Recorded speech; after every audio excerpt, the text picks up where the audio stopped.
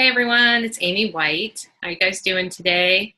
Hey, I am starting to do more videos here on Facebook and on my website because I think that it's really important with so much happening in the world today that you guys can have easy, ready access to some of the work and some of the teachings that I'm putting out into the world, and not just by coming to one of my events, but what I hope to do is give you a little bit of a idea of some things that you can be thinking about to keep yourself grounded and to keep yourself engaged as we're going through some pretty tumultuous times. And I think one of the things that has been so active on my mind these days revolves around showing up authentically. And for those of you who have been following me for a while, you know that authenticity is my top intention for this year, especially to show up as authentically as I can, as often as I can. And I think I'm doing a pretty good job with that. But I had a real big realization the other day, and I tried to put it into words in a blog post, and I think I did a decent job with it. But I was talking to a colleague of mine, and I was explaining this concept of the difference between showing up authentically and showing up unapologetically authentic. And to me, there's a real difference there. And the reason that I want to draw the attention to the difference is because I think that sometimes we think that by showing up authentically, by being vulnerable, we are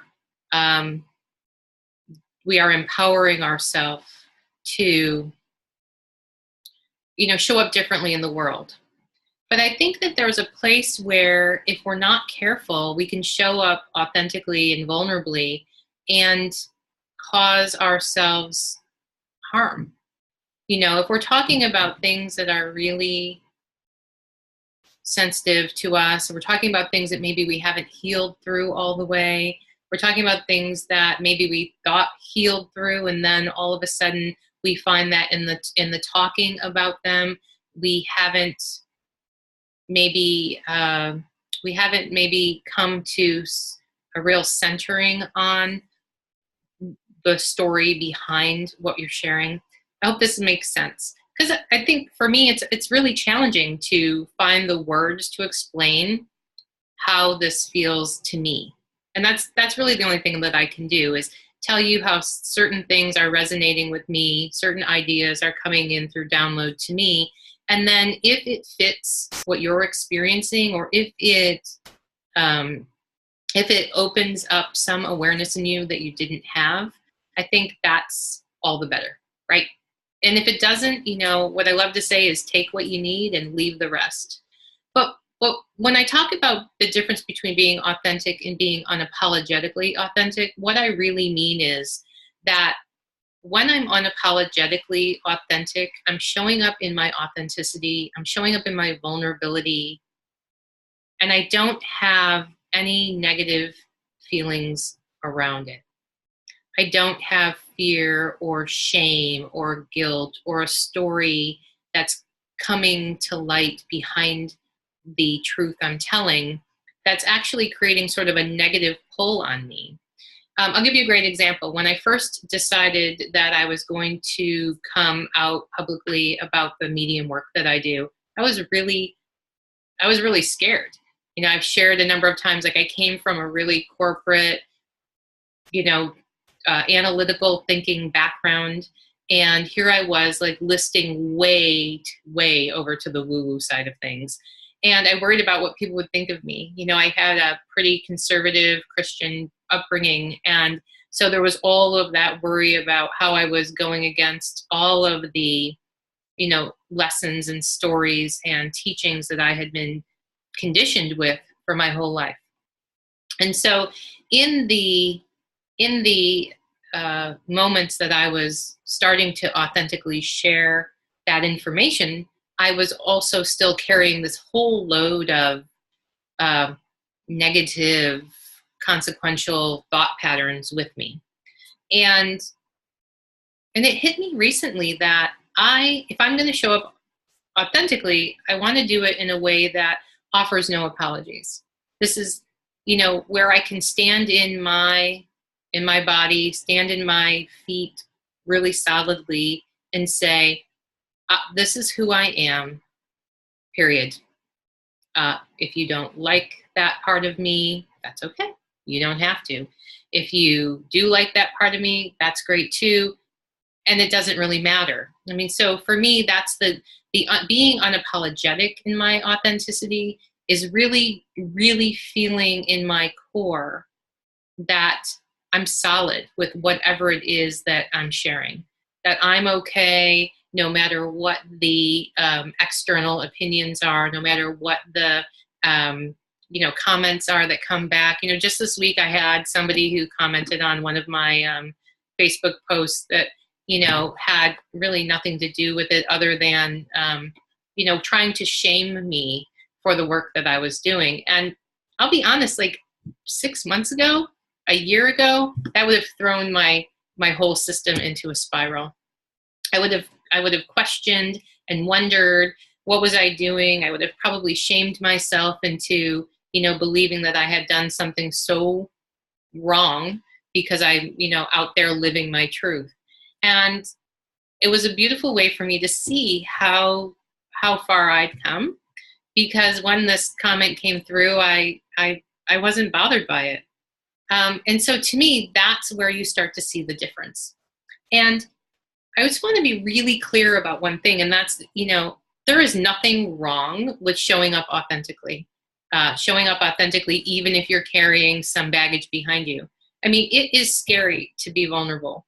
Brene Brown, who's one of my absolute favorites, talks about vulnerability in lots of ways. And I have often, used her line about having a vulnerability hangover, especially if I feel like I've shared too much with people, which I can do, and that's who I am.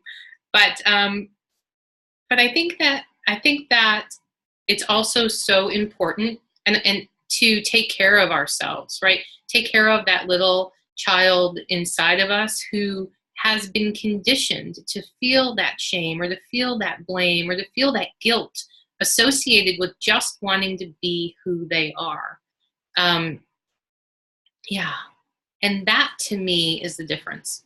If you are showing up authentically today and you're not able to do it in a way that you really stand in your power, I bet you're on your way to being able to do that.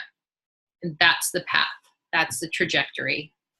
If you're being authentic and being vulnerable and you go off after and you beat yourself up and you don't take care of you don't love that part of you that feels not good about it, then I encourage you to look at what it really means to be authentic. Because I don't believe that we're supposed to be putting ourselves out into the world in a way that harms us.